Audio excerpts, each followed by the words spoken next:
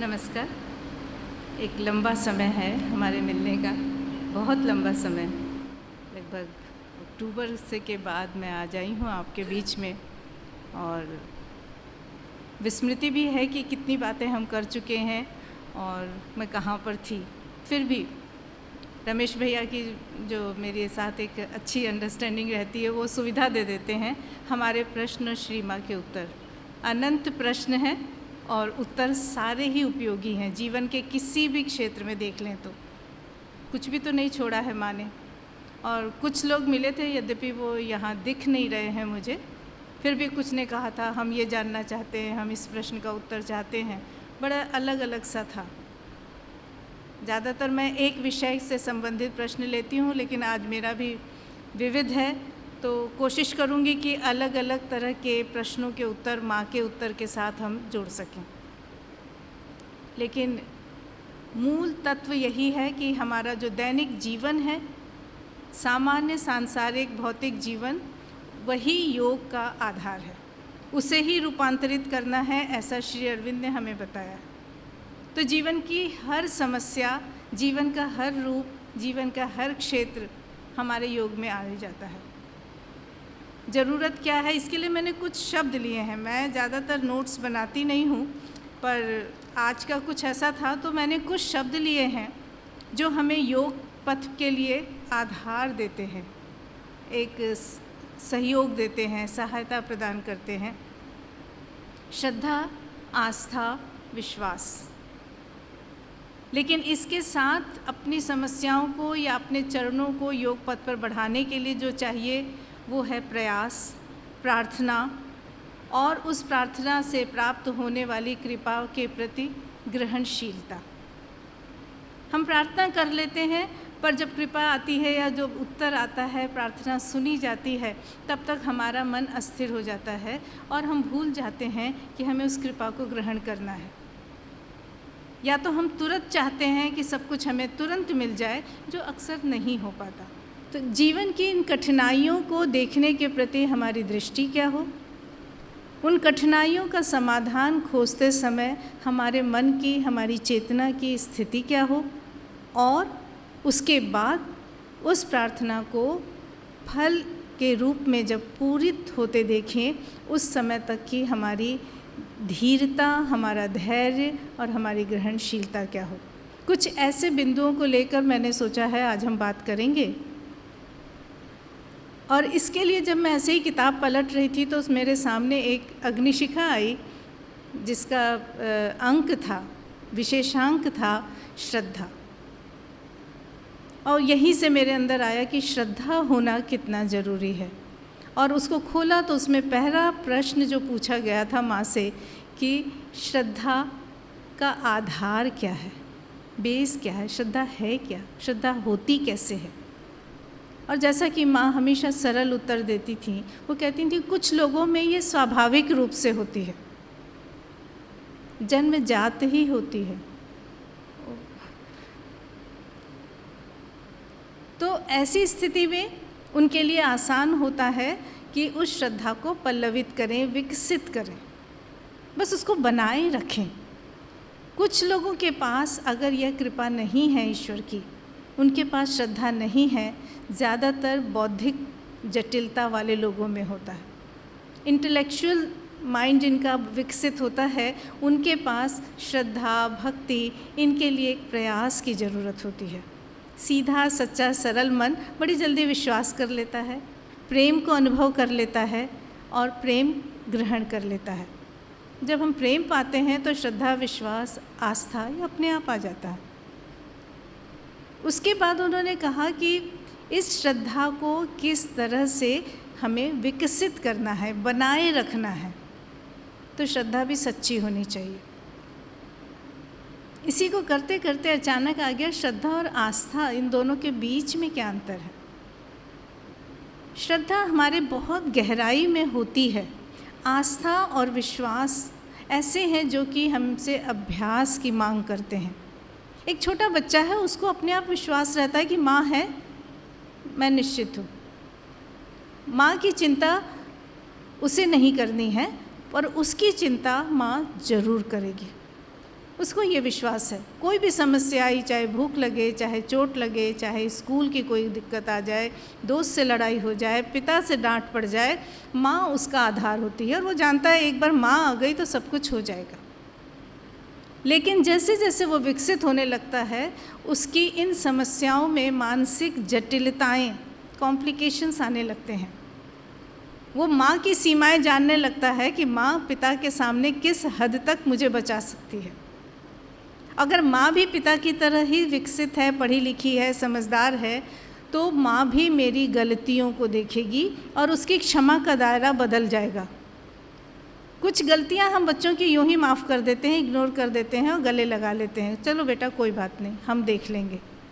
कुछ गलतियाँ संकेत करती हैं कि अगर इन्हें अभी नहीं रोका गया तो ये गलती हमारे बच्चे को किसी गलत रास्ते पर ले जा सकती है और उस समय डॉक्टर की दवाई वो मीठी गोली की जगह इंजेक्शन पे आ जाती है। उस समय माँ बच्चे के साथ थोड़ा कड़ा रुख पकड़ती है और जैसे जैसे माँ की कड़ाई आती जाती है, सख्ती आती जाती है, बच्चे का जो एक सहज प्रेम था वो थोड़ा सा संदेहग्रस्त होता है कि ये समस्या माँ को बताऊँ या ना बताऊँ, माँ मेरी गलती पकड़ लेगी।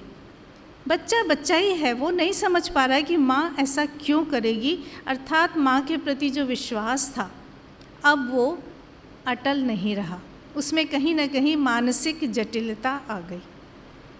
और जब इस तरह की बातों को, इन परिस्थितियों को हम सोचते हैं तो मदर और श्री अरविंदो का जो इंटीग्रल एजुकेशन हमारे सामने आता है वो बताने लगता है कि इंटीग्रल या सर्वांगीण शिक्षा जो है, समग्र शिक्षा जो है, जो कि आगे चलकर समग्र योग या इंटीग्रल योग की तरफ हमको ले जाएगी, वो क्या है। यानी बच्चे का हृदय है अभी भी, माँ के प्रति प्रेम अभी भी है, लेकिन जो मानसिक विकास है वो थोड़ा जटिलता की तरफ चला गया है। उसका प्राण जो है उसकी अपनी अड़चनें सामने आने लगी हैं। यानी समग्र रूप से शिक्षा जो है वो हारमोनियस वे में नहीं चल रही है, एक सामंजस्य के साथ उसका मन प्राण नहीं चल रहा है। तो बच्चे के उस व्यक्तित्व को जब हम कहना चाहिए बहुत पूर्णता के साथ, परिपक्वता के साथ, मैच्योरिटी के साथ हम देखें और बच्चे को उसके प्रति जागरूक करें, तब ये जो शब्द हैं श्रद्धा, विश्वास, आस्था, इनकी सही परीक्षा होने लगती है। मानसिक जटिलताओं से अपने बच्चे को बचाना है, मानसिक प्राणिक अहम से या प्राणिक जटिलताओं से। फिर वही जटिलता शब्द एक ऐसा है, कॉम्प्लिकेशन जो है वो हमारे हर पक्ष में आ जाता है। श्री माँ के पास जब भी लोग प्रश्न लेकर जाते थे तो वो ठीक से देख पाती थी कि ये समस्या कहाँ से आ रही है। किसी को भय लग रहा है, किसी को दुख हो रहा है, किसी के अंदर निराशा आ रही है, और वो कहती हैं कि इन सब के पीछे देखो कि ये समस्या कहाँ से आ रही है, इसकी जड़ कहाँ है। ये भय जो है प्राण से है, शरीर से है या मन से है। और तीनों का इलाज ये है कि तीनों के समय तीनों का सहयोग होना ज़रूरी है। चाहे वो प्राण की जटिलता हो, उस समय मानसिक विकास बहुत ज़रूरी होता है। जब भी कोई व्यक्ति कहता था मैं बहुत दुखी हूँ, मैं निराश हूँ, मैं डिप्रेशन में हूँ, तो कहती थी इन सब के मूल में तुम्हारा अहम है, ईगो है। अब वो ईगो कहीं से भी हो सकती है। सीधे सरल शब्दों में वो यही कहती थी कि तुम अपने आप पर बहुत ध्यान देते हो, यानी पूरी तरह से आत्म केंद्रित हो। और ये आत्म कहाँ पर है इसका पता लगाना बहुत ज़रूरी है। हालांकि अभी हमारा विषय ये नहीं है कि समग्र शिक्षा क्या है, इंटीग्रल एजुकेशन कहाँ है, लेकिन कम से कम ये मान के हम चलेंगे कि हमारा जो संपूर्ण व्यक्तित्व है, मन, प्राण और शरीर, और उसके बाद हमारे आंतरिक अस्तित्व जो है, हमारा चैत्य या आत्मा, अंतरात्मा और आत्मा, इनको लेकर चलना है। लेकिन उसके पहले उन तक पहुँचने के लिए, उनकी अनुभूति के आधार पर होने वाले विकास के लिए जो यंत्र उन्हें दिए गए हैं, मन, प्राण और शरीर, उन्हीं से होने वाली समस्याओं के प्रश्न ज़्यादातर माँ के पास आया करते थे और माँ उनके उत्तर बहुत आसानी से देती थी। जब हम कोई समस्या आती है तो सीधा उपाय बताया जाता है, प्रार्थना करो। प्रार्थना हमने कर दी, लेकिन प्रार्थना करके अगर हम तामसिक रूप में आलस्य के साथ, निष्क्रियता के साथ बैठ जाएं, प्रार्थना की निष्क्रियता कभी भी पूर्ण प्रार्थना नहीं मानी जाती, क्योंकि वो कहती हैं ये जीवन ही ईश्वर के प्रति अर्पित की गई प्रार्थना है। तो जब जीवन, समग्र जीवन ही प्रार्थना है, जिसके माध्यम से समग्र जीवन योग पर कार्यान्वित होता है, तो हम निष्क्रिय तो नहीं हो सकते। प्रार्थना के साथ हमारा प्रयास बहुत ज़रूरी है। मानसिक रूप से चिंतन होना चाहिए, हम सोचें, प्राणिक रूप से ऊर्जा को हम सक्रिय करें, शारीरिक रूप से हम व्यवहारिक रूप से प्रयास करें। लेकिन होता क्या है, कोई एक हमारे साथ नहीं होता। शरीर को अगर बहुत कष्ट होने लगा तो मन घबरा जाता है, ओह अभी बहुत ऊंचा पहाड़ चढ़ना है, इतनी तेज़ धूप है। शरीर का पैर कहता है कि नहीं, मैं तो नहीं चल सकता। और ऐसे में प्राण ने अगर उत्साह दिया तो भी ये दोनों उसका साथ नहीं देते। इसलिए सक्रियता का वहाँ पे बना रहना बहुत ज़रूरी है, और ये तभी संभव है जबकि ये दोनों साथ रहें। यहाँ तक भी चल जाता है कि मान लो तीनों ने प्रयास कर दिया, शरीर प्रयास कर रहा है, चलता जा रहा है, पहाड़ पे उसके पैर आगे बढ़ रहे हैं, प्राण ऊर्जा दे रहा है, मन कह रहा है हिम्मत रखनी चाहिए, हिम्मत रखनी चाहिए, अच्छा थोड़ा सा और, थोड़ा सा और, ठीक है चल रहे हैं। अचानक हमारे रास्ते में कुछ ऐसे प्रलोभन आ जाते हैं जिससे हम भटक जाते हैं। बहुत पहले मैंने एक कहानी सुनाई थी कि एक आदमी जा रहा था, चलते चलते जंगल में पहुंच गया, अंधेरा होने जा रहा था, उसे लग रहा था अब क्या करूं, जल्दी से जंगल पार करना है। अंधेरा था तो दिख नहीं रहा था, अचानक उसे लगा कि वो कहीं गड्ढे में गिर रहा है। घबराते घबराते उसने एक पेड़ की डाल को पकड़ लिया, पकड़ के झूल गया और डरते डरते नीचे देखा तो वो एक कुआं था। उसकी तो आधी जान वहीं पे सूख गई। उसने सोचा हे भगवान, कहीं गिर गया होता तो कुएं में।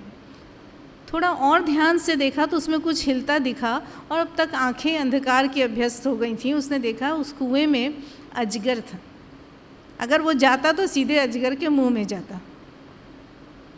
उसने मन ही मन भगवान को याद किया, अब घबरा रहा था, जान के लाले पड़े थे, हे भगवान आओ मेरी रक्षा करो, मेरी रक्षा करो। लेकिन यहाँ पे जब हम कहते हैं कंसंट्रेशन, एकाग्रता हमारे अंदर विकसित नहीं है। उस आदमी का भी यही था, थोड़ी देर में देखा कि पेड़ को पकड़े है, पैर भी अभी थके नहीं थे, हाथों में भी दम था, शुक्र मनाए कि अभी तो बचाऊं, हे ईश्वर मेरी रक्षा करो। अचानक उसने देखा कि कहीं से कुछ कुतरने की आवाज़ आ रही है। उसने देखा उस पेड़ की उस डाल को जिसे उसने पकड़ा था, 2 चूहे कुतर रहे थे। उसने कहा ये चूहे कुतरेंगे तब तो ये डाल टूट जाएगी। वो फिर घबराया, फिर उसने ज़ोर से पुकारा, हे ईश्वर आजा। डर के मारे उसके ऊँट सूखने लगे। इतने में देखा कि एक हाथी दौड़ता हुआ चला आ रहा है, और हाथी भी सीधे उसी पेड़ पर आया और उस पेड़ को उसने झकझोरना शुरू कर दिया। पतली सी डाल को वो पकड़े है, पैर के नीचे कुआं है, कुएं में अजगर है, और उस डाल को 2 चूहे कुतर रहे हैं।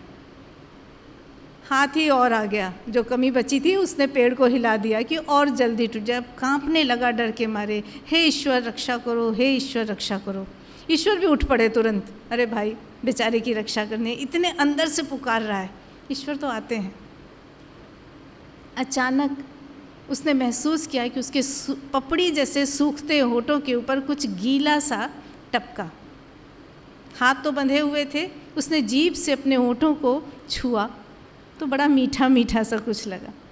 हुआ ये था कि पेड़ पर मधुमक्खी का छत्ता था। हाथी ने पेड़ को हिलाया था, छत्ता हिला, मधुमक्खी उड़ गई और उसमें से शहद टपका था।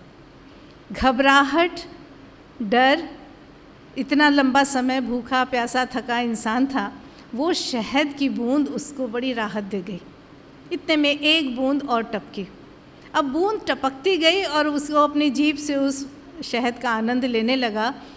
वो भूल गया कि वो किस खतरे में था। अब तक भगवान पहुंच गए अपना रथ लेकर। आके उन्होंने कहा कि चल भाई, मैं आ गया हूँ तेरी रक्षा करने। पहले तो उसने सुना नहीं, वो मदमस्त था उस शहद को चखने में। फिर उसे भगवान ने ज़ोर से बोला तो उसने देखा, कहा ओह आ गए आप। खुश हुआ, लेकिन कहा भगवान एक बूंद और ले लूँ। मैंने कहा चल तू भी क्या याद करेगा, चख ले। फिर एक बूंद और ये एक बूंद का जो उसका आकर्षण था वो ख़त्म ही नहीं हो रहा था। भगवान ने कहा अच्छा चल तू जी भर के चख ले, मैं फिर आऊँगा। और भगवान तो वहाँ से चलते बने। ये कहानी जब पढ़ी थी तो उसके बाद उसमें 2 प्रश्न आए थे, 2 या 3 प्रश्न, कि आखिर इस कहानी में कुएं का अजगर, पेड़ की डाल, उसको कुतरने वाले चूहे, मधुमक्खी के छत्ते का शहद और हाथी हमारे जीवन में क्या है? आप लोग बताना चाहेंगे? शायद मैं कहानी सुना चुकी हूँ, किसी को पता भी हो सकता है। खैर मैं समय बचाती हूँ और उत्तर दे देती हूँ, परीक्षा तो है नहीं। बहुत सुंदर ढंग से लेखक ने लिखा है और उसने बताया कि वो जो अजगर था वो हमारे जीवन का अंत है, मृत्यु है। जो डाल है वो हमारा जीवन है। जो 2 चूहे हैं वो हमारे दिन और रात हैं। हर दिन और हर रात हमारे जीवन के दिनों को कम कर रहा है, कुतरता जा रहा है। हाथी हमारा अहंकार है, जो समय समय पे हमारे जीवन को झंझोड़ देता है, हिला देता है, कभी जोश में, उत्साह में, कभी विपत्तियों के अंधकार से। शहद की बूंद जीवन के वो आकर्षण हैं जो कि बावजूद अनेक कठिनाइयों के, इतनी परेशानियों के, इतनी निराशाओं के बाद भी हमें इस जीवन से आसक्त किए रहते हैं। कहीं ऐसा तो नहीं कि हम प्रार्थना तो करते हैं, लेकिन प्रार्थना का फल जब आने लगता है तो हम किसी और आकर्षण में डूब जाते हैं। यानी प्रार्थना के साथ प्रयास और प्रयास से मिलने वाला फल, इन सब के साथ जो बहुत ज़रूरी चीज़ है वो होना चाहिए हमारा संकल्प। हमें दृढ़ संकल्प के साथ अपने रास्ते पर चलना चाहिए, जिसके लिए माँ ने कहा है जीवन का लक्ष्य पता करो। लक्ष्यहीन जीवन दुखदाई जीवन है, और लक्ष्य जितना ऊंचा होगा तुम्हारे जीवन का स्तर उतना ऊंचा होगा। और उच्च लक्ष्य के लिए, ऊंची आकांक्षाओं के लिए बहुत ज़रूरी है चेतना का उत्कर्ष, उच्च चेतना में रहना। क्या हम अपने साथ इन शब्दों को सचमुच रख पाते हैं? क्या हम इन्हें याद रखते हैं? क्या हम अपने को समय समय पर जांचते रहते हैं कि अभी हम बड़ी उच्च चेतना में थे, क्या हम नीचे तो नहीं गिर गए? और इन सब के पीछे कारण क्या है जो हम अचानक ऊंची चेतना से नीचे गिर जाते हैं? हमारे विविध आकर्षण, हमारी इच्छाएं, और जब वो इच्छाएं पूरी न हो तो होने वाली प्रतिक्रियाएं। कभी मानसिक इच्छाएं, मानसिक महत्वाकांक्षाएं, अगर वो उच्च चेतना में नहीं है तो हमारी इच्छाएं क्या होंगी? बड़ा बंगला हो, बहुत पैसा हो, अच्छा जीवन साथी हो, बच्चे हों, लोग अच्छे हों, मनोरंजन हो, सुख हो। सबसे बड़ी चीज़ हम जो चाहते हैं जीवन में वो है सुख। और वो कहती है तुम यहाँ सुखी होने के लिए नहीं आए हो। कभी कभी लगता है माँ के एक एक शब्द कितने कठोर होते हैं, सीधे तुम यहाँ सुखी होने के लिए आए हो, तो क्या हम दुखी होने के लिए आए हैं? तुरंत ये प्रश्न उठता है। और वो कहती है दुख का मतलब क्या है? तुम दुखी हो कैसे सकते हो सकते हो केवल तब जब मैं तुम्हारे साथ नहीं, और मैं तुम्हें कभी नहीं छोड़ती, तुम मुझे छोड़ देते हो। तो क्या हम ये याद रखते हैं कि अभी मैं बड़ी दुखी हूँ? ये तो मान जाती हूँ कि बड़ी दुखी हूँ, आपसे भी कह दूँगी, आप में से 10 मेरी सहानुभूति भी दिखा देंगे, सहायता भी करने को आ जाएंगे, लेकिन कोई ये नहीं याद दिलाएगा, या मैं अपने को ये नहीं कहूँगी मैं दुखी हूँ, उसके लिए मैं जिम्मेदार हूँ, मैं माँ से हट गई हूँ। कहती है तुम मुझसे जितना दूर जाते हो उतने दुखी होते हो, या उल्टा कहें तुम जितने दुखी होते हो मुझसे उतनी दूर हो जाते हो। तो अगर हम तत्क्षण ये प्रतिक्रिया करें, ओ हम दुखी हैं, इसका मतलब हम माँ से दूर हैं, यानी हम उस तरफ जा रहे हैं, उल्टी दिशा में जा रहे हैं। तो क्यों ना हम नीचे मुड़ जाएं, फिर अपना रास्ता उस तरफ ले लें जहाँ रोशनी है, जहाँ प्रेम है, जहाँ सहयोग है, सहायता है, कृपा है। दूसरी चीज़ आती है जब कठिनाई, तो हमें ये सीधे होता है कि हमारे साथ क्यों। इसलिए वो कहते हैं कि तुम बहुत आत्म केंद्रित हो, सिर्फ अपने बारे में सोचते रहते हो, और वो भी किस तरफ की हमारी विचारधारा है, कितनी सकारात्मक, कितनी नकारात्मक, कितनी नेगेटिव, कितनी पॉजिटिव। जब हमारे साथ कुछ बुरा होता है तो हम कहते हैं हमारे साथ क्यों। जब अच्छा होता है तो कभी नहीं कहते, तब कहते हैं ईश्वर तू बड़ा कृपालु है। जब हमारे साथ कुछ बुरा हो रहा है, बुरा हम कह रहे हैं, वो बुरा है भी नहीं, तब भी हमने मान लिया बुरा है, तब हम नहीं कहते कि ईश्वर तूने बड़ा ध्यान रखा, अच्छा हुआ कि तूने मुझे ये दिया, क्योंकि बुरा तो हमें पसंद नहीं। प्रसाद में तो हम सिर्फ लड्डू चाहते हैं, प्रसाद की प्लेट में कोई करेला ला के दे दे तो कैसा लगेगा। परंपरा ही नहीं रखी गई है, सिर्फ मीठे पकवान की परंपरा है। प्रसाद में अधिक से अधिक बेर रख दिए जाते हैं, वो भी मीठे होते हैं। लेकिन कठिनाई को कृपा मानने वाली दृष्टि, वो चेतना, क्या हम अपने अंदर विकसित करते हैं? हमको करना चाहिए। फिर उनका वो एक ही उनका कथन है जो मैं हमेशा कोट करती हूँ, भगवत कृपा किसी भी रूप में आ सकती है, प्यार के रूप में, मार के रूप में, चोट के रूप में, दुर्घटना के रूप में, यहाँ तक कि मृत्यु के रूप में।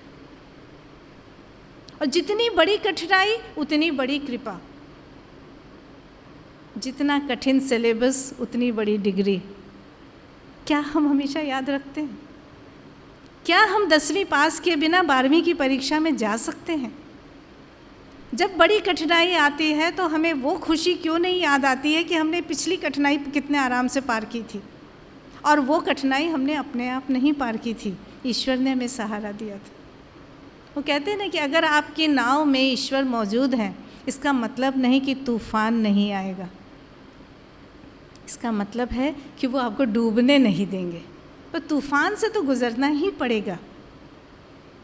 तो दैनिक जीवन में अगर आपको लाना है योग की अनुभूति को, अपने जीवन को रूपांतरित करना है यौगिक जीवन में, तो कठिनाइयों का तो सामना करना पड़ेगा। इन कठिनाइयों को हम बढ़ाते कैसे हैं? एक तो उनको हम पहले कठिनाई मान लेते हैं, वो सीढ़ी मानते ही नहीं जो हमें ऊपर ले जाएगी। कदम आगे बढ़ने की बजाय हम गुस्सा होते हैं, ऐसा हमारे साथ क्यों? ये जो गुस्सा है, जो क्रोध है, ये हमारी इतनी बड़ी कमज़ोरी बन के सामने आता है, जो विरोधी शक्तियों का सबसे बड़ा अस्त्र होता है। हमारे अंदर इतनी शक्ति है, लेकिन उस शक्ति को हमने रूप क्या दे दिया? क्रोध का। प्रेम में कितनी ताकत है ये हम नहीं जानते, इसको हम भूल जाते हैं। हम सोचते हैं अभी ज़ोर से डांट देंगे बच्चा चुप हो जाएगा। सामने वाले ने अगर हमें घूर के देखा तो हम एक मुक्का मारेंगे उसको, वो धराशायी हो जाएगा। हम जीत गए, जीत तो गए, पर कितनी देर के लिए? क्या उसको मुक्का मारते समय हमारे हाथों को कुछ नहीं लगा? या अगर वो घायल हो गया, उसको ज़्यादा कुछ चोट लग गई, तो क्या उसका परिणाम हम पर नहीं आएगा? पर क्रोध तो हमें देखने ही नहीं देता। ये एक कृष्ण की कहानी याद आती है कि सात्विकी, बलराम और कृष्ण जंगल में जा रहे थे और अंधकार हो गया। वहाँ जाते जाते उन्होंने सोचा अब आगे बढ़ना खतरनाक है, एक सुरक्षित जगह देखी और तीनों ने सोने का इंतज़ाम किया, पेड़ पे चढ़ गए। और ये तय हुआ कि 2 व्यक्ति सोएंगे और बारी बारी से एक व्यक्ति पहरा देगा। तो सबसे पहले सात्विकी ने पहरेदारी करनी शुरू की। बलराम और कृष्ण आराम से सो रहे थे, अचानक उसने देखा सामने से एक भयानक राक्षस आ रहा था और उन्हें ललकारने लगा, हिम्मत है तो आ जाओ सामने, मुझसे युद्ध करो। सात्विकी भला हार माने, उन्होंने कहा आ जाओ। वो जितनी ज़ोर से वार करता, सात्विकी और क्रुद्ध हो जाते। लेकिन राक्षस तो राक्षस, कहते हैं ना शैतान के सामने भगवान भी पनाह मांगते हैं। शैतानी शक्ति बहुत प्रबल होती है। अंत में यह हुआ कि सात्विकी पराजित हो गए और राक्षस ने उनको गिरा दिया। तब तक इनके पहरेदारी का समय ख़त्म हो गया था। बलराम के उठने का समय देख के राक्षस भाग गया सात्विकी गए, घायल अवस्था में जाके सो गए। अब बलराम ड्यूटी पे आए। थोड़ी देर बाद वही राक्षस फिर से आया, उसने भी उन्हें उकसाया, आ जाओ सामने। बलराम भी आगे बढ़े, खूब युद्ध हुआ, लेकिन सचमुच में बलराम भी धराशायी होकर गिर गए। समय फिर बीत गया। बलराम जाके सो गए। कृष्ण ने उनको देखा और समझ गए अब कृष्ण की बारी थी। जब कृष्ण पहरा दे रहे थे तो वो राक्षस फिर से आया। उसने कहा, तेरे 2 साथी तो ऐसे गिर गए, अब तुम आ जाओ सामने, मैं तुम्हें भी देख लूँगा। कृष्ण ने उसको देखा और मुस्कुरा दिए। वो और क्रुद्ध हुआ, मुस्कुरा क्या रहा है, सामने आ, हिम्मत नहीं है? कहते, क्यों, हिम्मत तो बहुत है, तो सामने क्यों नहीं आते हो, लड़ो मुझसे। उसने कहा, पर मैं तुमसे लड़ूं कैसे, तुम मुझे इतने प्यारे लग रहे हो, कितनी मीठी मीठी बातें कर रहे हो, एकदम छोटे बच्चे की तरह से झगड़ा कर रहे हो, मैं तो तुमसे लड़ाई कर ही नहीं सकता। और उसे बड़े प्रेम से देखने लगे। राक्षस आश्चर्य में रह गया, उस कृष्ण की आंखों का सामना ही नहीं कर पा रहा था। धीरे धीरे, कहते हैं राक्षस का आकार छोटा होता है, जो विराट राक्षस था वो छोटा हो गया। कृष्ण ने उसे प्रेम से उठा लिया और अपने पीताम्बर में गांठ में बांध ली और जाके सो गए। सवेरे सब उठे तो पूछा उनसे कि ये आपके पीताम्बर में क्या है, गांठ में क्या है? तो कृष्ण का, ये वही राक्षस है जिससे तुम लोग रात भर लड़ते रहे। अरे वो तो बहुत बड़ा था, वो इतना छोटा कैसे हो गया? तब उन्होंने कहा, बलराम, ये क्रोध का राक्षस था। इस क्रोध के राक्षस को जितना क्रोध दिखाओगे वो इतना बड़ा होता जाएगा। प्रेम से बड़े से बड़ा क्रोध शांत हो जाता है। और ये क्रोध हमारी इतनी बड़ी दुर्बलता है जो हमारी कठिनाइयों को सिवाय बढ़ाने के और कुछ नहीं करता। क्रोध में आके आप कोई सही निर्णय नहीं कर सकते, कोई काम संतुलित ढंग से नहीं कर सकते। लेकिन क्रोध आता है क्योंकि ये षड्यंत्र है विरोधी शक्तियों का, और इन विरोधी शक्तियों के सारे षड्यंत्र सभी नकारात्मक रूप में आते हैं जो हमारी कठिनाइयों को बढ़ाते हैं। क्रोध है उसमें, दुख है उसमें, ईर्ष्या है उसमें, नाराज़गी है उसमें, लालच है उसमें, स्वार्थ है उसमें। ये सारी चीज़ें हम मान के चलते हैं ये तो मानवोचित गुण है, मनुष्य में तो ये सब होगा ही, और हम उसे स्वीकार कर लेते हैं। इसी को माँ कहती हैं ये सारे उचित होते हैं जब हम चेतना के निम्न स्तर पर होते हैं, निम्न चरण में होते हैं। निम्न प्राण और निम्न मन के सारी कलाएं हैं, और वो हमेशा विरोधी शक्तियों के पकड़ में आसानी से आ जाता है। तो अगर हम उच्च चेतना में जाएंगे तभी हम श्रद्धा को, आस्था को, विश्वास को विकसित कर सकते हैं, अन्यथा नहीं। ये दुख और निराशा जो है हमेशा हमारे पास विरोधी शक्तियों से द्वारा भेजी गई एक चाल है जो हमें बड़ी जल्दी दुखी कर देती है, निराश कर देती है। लेकिन अगर आस्था हमारी प्रबल है तो हमारा उम्मीद का जो दिया है वो जलता रहता है। कहते हैं एक कमरे में 5 दिए जल रहे थे और जलते जा रहे थे। कमरे का जो मालिक लड़का था वो था नहीं वहाँ, बस ये जल रहे हैं। वहाँ पे कोई उन्हें तारीफ़ करने वाला नहीं आ रहा है, कोई उनका उपयोग नहीं कर रहा है, कोई उस पर ध्यान नहीं दे रहा है। तो एक दिए ने सोचा मैं बेकार ही जल रहा हूँ, मेरी रोशनी को तो कोई भोग नहीं कर रहा है, कोई इसका ध्यान नहीं रख रहा है, कोई इसकी तारीफ़ नहीं कर रहा है, और मैं बुझ जाता हूँ। वो दिया बुझ गया। वो दिया था उत्साह का दिया। इसके बाद दूसरे दिए ने कहा यही बुझ गया, मैं ही क्यों जलता रहूं, मुझे भी बुझ जाना चाहिए। वो दिया भी बुझ गया, वो था प्रयास का दिया। 2 दिए बुझ गए, अब 3 बचे थे, तो उन दोनों को भी धीरे धीरे लगने लगा, तीनों को, कि अब क्या करें। वो था जो कि अटलता का दिया, निर्णय का, दृढ़ता का दिया था कि हमें कैसे भी हो अंधकार से लड़ना है। लेकिन इन 2 के उत्साह ही चला गया, प्रयास चला गया, तो वो क्या करता, प्रयास के साथ उसकी अटलता भी चली गई, वो भी बुझ गया। अब चौथा दिया था, वो हमेशा ये इस उम्मीद में रहता था कि उसको प्रशंसा की जाएगी, उसको प्रतिफल मिलेगा। उसने कहा कि कुछ इन दोनों को नहीं मिल रहा, तीनों का ये हाल है, मेरा भी ये यश होगा, वो भी बुझ गया। न मालिक आया, न प्रशंसा मिली, न उन पे ध्यान दिया गया, और वो भी बुझ गया। चारों दिए बुझ गए, एक सबसे छोटा दिया था वो जलता रहा। उसने कहा नहीं, मुझे जलते रहना चाहिए, मेरा मालिक देर से ही आएगा पर आएगा तो। वो बेचारा अंधेरे में कैसे क्या करेगा। और उसी समय दरवाज़ा खुला, वो लड़का कमरे में आया, उसने देखा अरे मैं 5 दिए जला के गया था, 4 बुझे हुए हैं। अचानक जब 5वें को देखा कि अच्छा ये जला है ना, वो खुश हो गया और उसने उस दिए से लेके बाकी चारों को जला दिया। ये जो उम्मीद का दिया था, ये हमारे अंदर जलता रहना चाहिए। और ये उम्मीद कैसे होगी? जब हमारे अंदर विश्वास होगा उस ईश्वर के प्रति, हमारी श्रद्धा अटल होगी, हमारी आस्था दृढ़ होगी, तो हमारी उम्मीद कभी नहीं ख़त्म होगी। और जब उम्मीद नहीं ख़त्म है तो दुख कहाँ से आएगा, निराशा कहाँ से आएगी? माँ हमेशा यही कहती हैं कि तुम अपने को जैसे ही मुझसे दूर करोगे दुखी होगे, या तुम दुखी हो गए तो तुमने मुझे अपने से दूर कर लिया।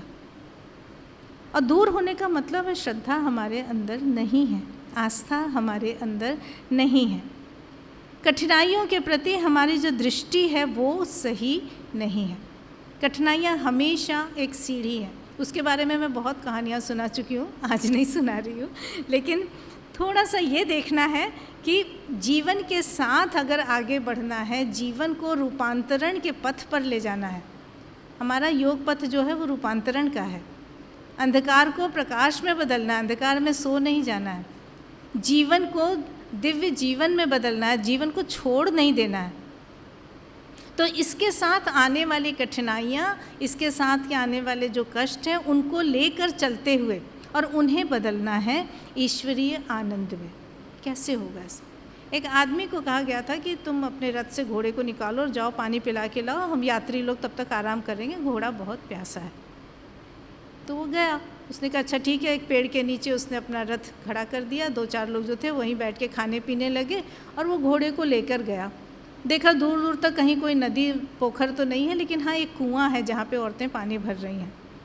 तो वहाँ पे ले गया और उससे कहा घोड़े को पानी पिलाना है। तो उन्होंने कहा ठीक है, यहाँ पानी हम निकाल के रख देते हैं, आप घोड़े को पिला लीजिए। अब वो औरतें पानी भरती रहीं कुएँ से। अब कुएँ की जो रहट होती है जिससे रस्सी खींची जाती है, उसमें आवाज़ आ रही थी। उसकी चूँ चूँ की तेज़ आवाज़ से घोड़ा आगे बढ़ के बिदक जाता था, फिर पीछे आ जाता था। जो घुड़सवार था उसने कहा मैं क्या करूं, तो उसने घोड़े की लगाम पकड़ ली कि अच्छा ये लोग कर लेंगे तब पिला दूंगा। उन्होंने बहुत देर तक देखा और कहा भाई तुम पिलाते क्यों नहीं हो, पानी दे तो दिया तुम्हारे घोड़े के लिए। उसने कहा नहीं ये तो जा नहीं रहा, वो आवाज़ हो रही है, तो जब आवाज़ शांत हो जाएगी रहट की तब पिलाऊंगा। तो वो ज़ोर से हंस पड़ी। साधारण औरतें थीं, गृहस्थीन औरतें। उन्होंने कहा फिर तो हो चुका, न 9 मन तेल होगा न राधा नाचेगी। ये जो कुआं है ये तो हमेशा ऐसे व्यस्त रहेगा, हम जाएंगे कोई और आएगा। ये आवाज़ तो चलती रही, फिर नहर का पानी यहीं से जाता है, तो ये 24 घंटा होगा, तुम्हारे घोड़े को इसी आवाज़ के साथ आगे बढ़कर पानी पीना होगा। यानी जीवन आपको कोई अलग से मौका नहीं देगा। सारी दुनियादारी के साथ, सारी कठिनाइयों के साथ, सारे सुखों के बीच से, सारे दुखों के बीच से हमको आगे जाना है। सुखों में अनासक्त रूप से आगे जाना है, दुखों से भी उतना ही अनासक्त होना है। दिव्य जीवन में, लाइफ डिवाइन में श्री अरविंद का एक शब्द हमने पढ़ा था। मैं हिंदी में ज़्यादा पढ़ती हूँ तो मुझे वो शब्द बहुत अच्छा लगा था, अनासक्त आसक्ति। जीवन से जुड़े रहना है लेकिन अनासक्त भी रहना है, कीचड़ में कमल की तरह खिलना है। कैसे हम आगे बढ़ेंगे? हमारा त्याग जो होता है वो भी आसक्त होता है। इसीलिए श्री माँ के साथ जब बात होती थी तो लोग बताते हैं कि वो त्याग शब्द को स्वीकार नहीं करती। माँ ने बड़ा त्याग किया, क्या खाक त्याग किया? बच्चा पाना उसकी लालसा थी, बच्चे को बड़ा करने में उसे सुख मिलता है, बच्चे को आगे बढ़ाना उसकी महत्वाकांक्षा है। त्याग किस बात का? लेकिन हम कहते हैं हमने त्याग किया, तुम्हें पाल पोस के इतना बड़ा किया। माँ बहुत कठोरता से बोलती हैं, बड़ी दृढ़ता से बोलती हैं। वो बिल्ली को देखा है कभी? कितनी लगन से अपने बच्चे को कूदना सिखाती है। चिड़िया को देखा है कभी? कैसे बच्चे के मुंह में दाना डाल डाल के उसे उड़ना सिखाती है और उसके बाद छोड़ देती है। अनासक्ति तो फिर वो है, कर्तव्य करते हुए अनासक्त भाव से हम आगे बढ़ते चलते हैं, तब हमारा जीवन यौगिक रूप लेता है। ज़रूरत बस कॉन्शियस होने की, सचेतन होने की है। मैं अपना अनुभव बताए बिना नहीं रह पा रही हूँ। मैं फ्रांस में थी और वहाँ मैंने देखा मुझे बार बार माँ का शब्द याद आता था कि यूरोप में आध्यात्मिक जीवन के लिए फ्रांस जो है वो नेतृत्व करेगा, लीडर होगा। और मैं देखती थी उनके यहाँ सब कुछ मानसिक स्तर पर होता है, कैलकुलेटिव ढंग से सब काम होते हैं और बड़े ही डिसिप्लिन के साथ, बड़ी सुरुचि के साथ, सफाई इतनी, कर्तव्य निष्ठा इतना, ईमानदारी इतनी, मतलब सिंसियरिटी की हाइट थी। कोई अपने काम में ज़रा सी बेईमानी नहीं करेगा, भले उनको देखने वाला कोई ना हो। लेकिन भावनात्मक पक्ष जो है वो उनका अभी उतना मुझे विकसित नहीं दिखा।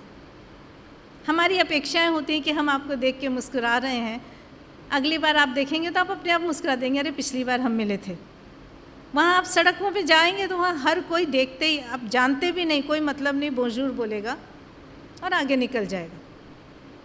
उसके बाद वो नहीं देखा गया कि आप पैर से लंगड़ा रहे थे या आपके हाथ में भारी बैग है। कभी कभी कुछ मिल जाते हैं, थोड़ा असर आ रहा है भारत का, लेकिन वो आगे बढ़ जाएंगे। आपकी कठिनाई जहाँ की तहाँ है। मानवीयता के स्तर पे वो संवेदना, वो भावनात्मक जुड़ाव वहाँ मुझे कम दिखा। लेकिन डिसिप्लिन के नाम पे वो लोग बहुत ही ज़्यादा अनुशासित हैं। अगर भावनात्मक स्तर पे है, सहयोग मांगेंगे तो वो भी मानसिक स्तर पे है कि आई नीड योर हेल्प। वो कहेंगे अच्छा मैं कर सकता हूँ, ठीक है मैं कर दूँगा। या फिर कह देंगे सॉरी अभी मेरे पास समय नहीं है। हमें काइंड होना चाहिए, ये वहाँ बहुत बोला जाता है, yes we should be kind. जहाँ उनका मानसिक विचारधारा उनकी कहती है कि हाँ ये उचित है, यानी लॉजिक होना चाहिए, औचित्य होना चाहिए वैचारिक स्तर पे। पर उनका वो सारा डिसिप्लिन जो देखा कि आपसे हम मिलेंगे, अच्छा अगले हफ्ते मिलते हैं, अच्छा हम चाय पे मिलते हैं, नहीं हम केवल बाय बाय करेंगे, तो वो सचमुच केवल बाय बाय करते थे। मैं कई लोगों के घर गई और मैंने देखा कि आधे आधे घंटे, एक एक घंटे वो खड़े बात कर रहे हैं, पर उन्होंने ये नहीं कहा कि आप अंदर आ जाइए। उन्हें लगा अगर आपको ज़रूरत होगी तो आप अगर आप कहते हैं कि नहीं हमें अंदर आना है, हमें चाय पीनी है, तो वो बड़ी खुशी से पिलाएंगे।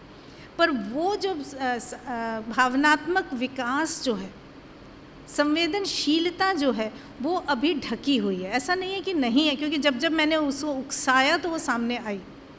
तो मुझे लगता था जिस दिन इनका एक शिफ्ट होगा, ये लोग हमसे बड़े योगी बन जाएंगे। ये ओपनिंग है कि आप भारत से आई हैं, भारत का हर नागरिक उनको योगी लगता।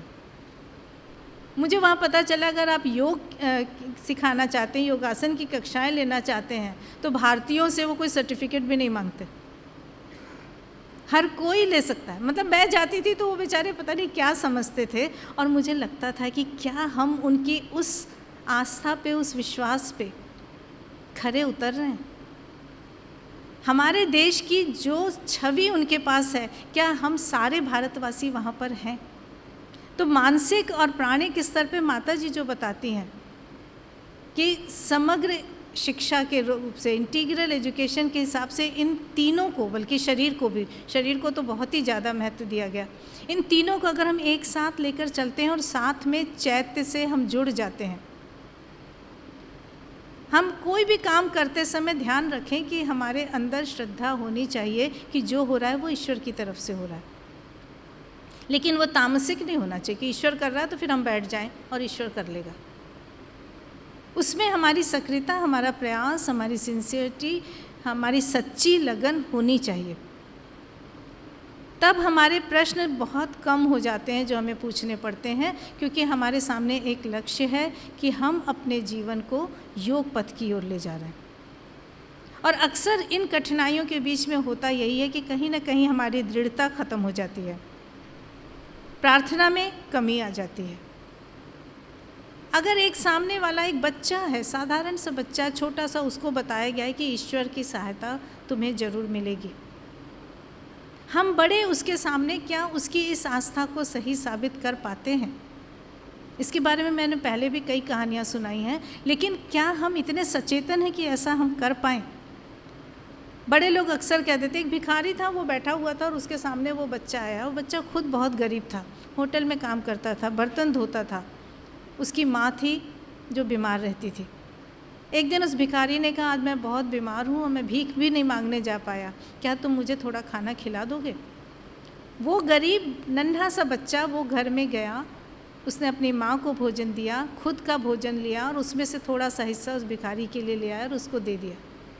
उस भिखारी ने उसे कहा, ऊपर वाला तुम्हारी रक्षा करेगा, वो हमेशा तुम्हारी सहायता करेगा। उसने कहा, क्या सचमुच करेगा? उसने कहा, हाँ। इसके बाद परिस्थितियाँ कुछ ऐसी बदलीं कि उस बच्चे को सच में ईश्वर की सहायता की ज़रूरत पड़ी। उसके पड़ोस में एक व्यक्ति था जो दिन भर काम करने के बाद रात में छत पे टहलता था। वो देखता था कि ये बच्चा रोज़ रात में एक गुब्बारा उड़ाता है, गुब्बारा ऊपर तक उड़ जाता है।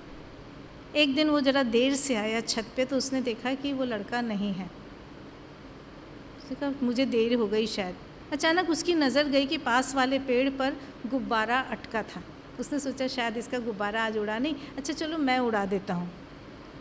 वो उस पेड़ पे चढ़ा, उस गुब्बारे को निकाला, उड़ाने ही जा रहा था कि देखा उस पर लिखा था, हे भगवान, मुझे तुम्हारी बहुत सहायता चाहिए, मेरी माँ बहुत बीमार है, क्या तुम मेरी सहायता करोगे? इस व्यक्ति को लगा कि ओह, इस बच्चे के अंदर कितना विश्वास है, क्या मैं इसके इस विश्वास को टूटने दूँ? वो उस गुब्बारे को लेके उसके घर गया और उस बच्चे से पूछा कि ये गुब्बारा तुम्हारा है, तुमने इस पे क्या लिखा? उसने कहा, देखो ना मेरी माँ कितनी बीमार है। उसने चुपचाप उसकी माँ का इलाज करवाया और फिर पूछा, तुम्हें ये रास्ता किसने बताया था? उसने कहा, वो भिखारी था ना, वो कहता था कि ऊपर वाला तुम्हारी रक्षा करेगा, वो हमेशा सहायता करेगा। तो ऊपर वाले से कैसे मिलूँ? मैंने देखा ये गुब्बारे उड़ते हुए चले ही जाते हैं ऊपर तक, तो मुझे लगा ये अच्छा तरीका है, मैं इस गुब्बारे से अपनी प्रार्थना भेज सकता हूँ। उस व्यक्ति ने जो उसकी सहायता की, क्या उस बच्चे के अंदर उसकी आस्था को दृढ़ रूप नहीं मिला हुआ? क्या हम इतने सचेतन हो पाते हैं? हमेशा देना एक इतना बड़ा दिव्य गुण है, दिव्यता की पहचान है जो हमेशा हमको सिखाता है। हम सोचते हैं हमारे पास क्या है, पर अगर हम देना चाहें तो हमारे पास बहुत कुछ है। ऐसी बहुत सारी घटनाएं हैं, लेकिन घड़ी बता रही है कि मैं चुप हो जाऊं, अगली बार सुनाऊंगी। देते रहना चाहिए हमको, देने से पाने का सुख अपने आप आने लगता है। कुछ नहीं तो मैंने ऐसा भी देखा है कि एक महिला थी जो कि बस में चलती थी और अपनी सीट ज़रूरतमंदों को दे देती थी। बहुत बार ऐसा हुआ। सबने कहा कि अरे तुम्हें तो फिर खाली सीट मिल गई थी, तुमने क्यों दी? तो उसने कहा, क्योंकि मैं तो और किसी को कुछ दे नहीं पाती हूँ, आप लोग इतने बड़े बड़े समाज सेवा के काम करते हैं, मेरे पास ये समय है जो बस में काटना है, तो जब मैं देखती हूँ कि मेरे पास सीट है तो मैं अपनी सीट ही किसी को दे देती हूँ। ये दे देने का जो भाव है, यही हमें दिव्यता से जोड़ देता है, जिसके कारण हमारे अंदर एक कनेक्शन बन जाता है भगवान के साथ। और भगवान के साथ कनेक्शन का मतलब है श्रद्धा, आस्था, विश्वास तो अपने आप ही जुड़ जाती है। तो अगर हम अपनी आस्था, अपने विश्वास, अपनी श्रद्धा को बनाए रख सकें, अपनी प्रार्थना, अपने प्रयास को निरंतर रखें और फिर उससे मिलने वाली कृपा के प्रति अपने को ग्रहणशील बना सकें, तो श्री माँ के बताए गए उत्तरों में से बहुत सारे उत्तर हमारे पास आ जाते हैं और हम ज़रूर अपने रास्ते पर आगे बढ़ सकते हैं। बस इतना ही। नमस्कार।